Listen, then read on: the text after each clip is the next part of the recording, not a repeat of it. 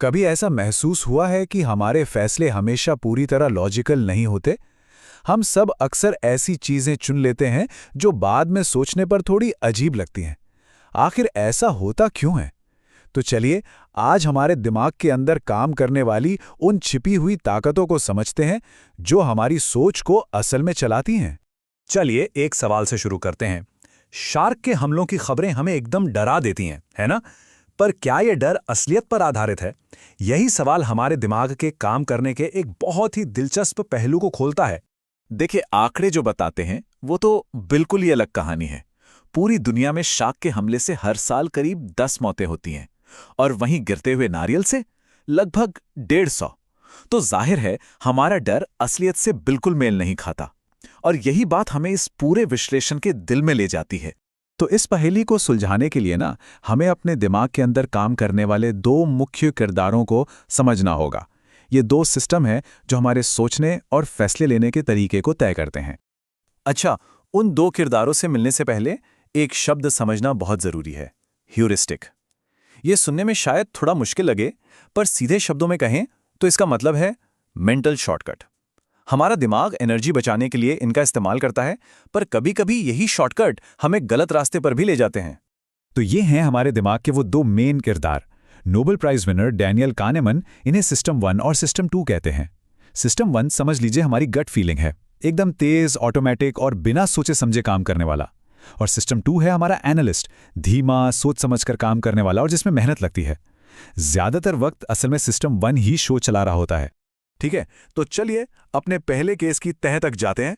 ये समझने के लिए कि सिस्टम 1 हमें कैसे गुमराह कर सकता है, हम एक बहुत ही आम सी दिमागी गड़बड़ी की जांच करेंगे, जिसे हम कह सकते हैं यादगार गलती का मामला।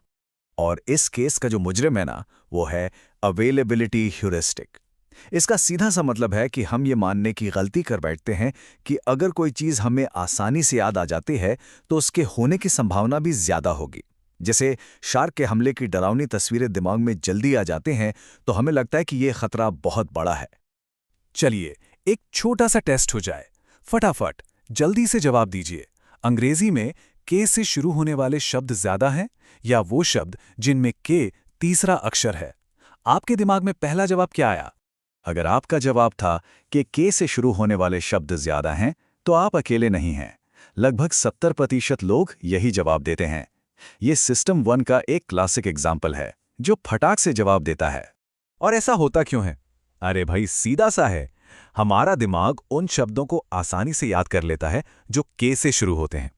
हम तुरंत किचन, कैंगरू, किंग जैसे शब्द सोच सकते हैं। ये बहुत आसान लगता है। लेकिन यही तो हमारा मेंटल शॉर्टकट हमें धोखा दे जाता है। असलियत तो ये है कि आस्क, केक या बाइकिंग जैसे शब्द जिनमें के तीसरा अक्षर है वो लगभग 2 गुने ज्यादा हैं, पर इन्हें सोचने में सिस्टम 2 की मेहनत लगती है। इसलिए सिस्टम 1 आसान वाला जवाब चुन लेता है। तो इसका मतलब क्या हुआ? ये सिर्फ कोई दिमागी कसरत नहीं है। यही एक छोटा सा पूर्वाग्रह हमारे बड़े बड़े फैसलों पर असर डालता है। हवाई जहाज में बैठने के डर से लेकर शेयर बाजार में पैसा लगाने तक, और यहां तक कि समाज में जो हमारी धारणाएं बनती हैं उन पर भी। अब आते हैं हमारे दूसरे केस पर।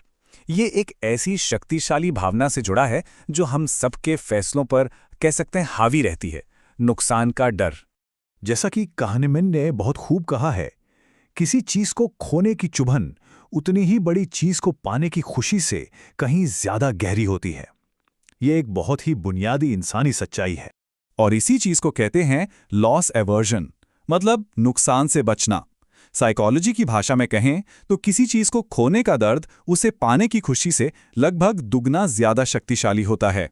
और यही वो ताकत है जो हमारे कई आर्थिक और व्यक्तिगत फैसलों को चलाती है। इसको ऐसे समझिए, मान लीजिए $50 मिलने पर आपको 10 पॉइंट की खुशी होती है, तो जानते हैं $50 खोने पर दुख कितना होगा? पूरे 20 पॉइंट का। नुकसान का असर लगभग दोगुना होता है, और यही अनुपात हमारे व्यवहार को बहुत ज्यादा प्रभावित करता है। और यही चीज हमारे एक और बड़े ही अजीब से व्यवहार को समझाती है, जिसे कहते हैं एंडाउमेंट इफेक्ट। एक बार जब कोई चीज हमारी हो जाती है तो उसे छोड़ देना नुकसान जैसा लगता है। इसी वजह से हम अपने पुराने कॉफी मग को किसी वैसे ही नए मग से ज्यादा कीमती समझते हैं। तो क्या इसका मतलब ये है कि हम अपने दिमाग के इन शक्तिशाली शॉर्टकट्स के गुलाम हैं? जी नहीं, बिल्कुल नहीं। इन पूर्वाग्रहों से निपटने का एक तरीका है, और ये तेज सोचने के बारे में नहीं है, बल्कि होशियारी से सोचने के बारे में है।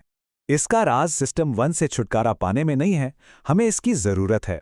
असली कला ये सीखने में है कि कब ब्रेक लगाना है, कब सिस्टम 1 के शॉर्टकट हमें मुश्किल में डाल सकते हैं और जानबूझकर धीमे होकर सिस्टम 2 को काम पर लगाना है।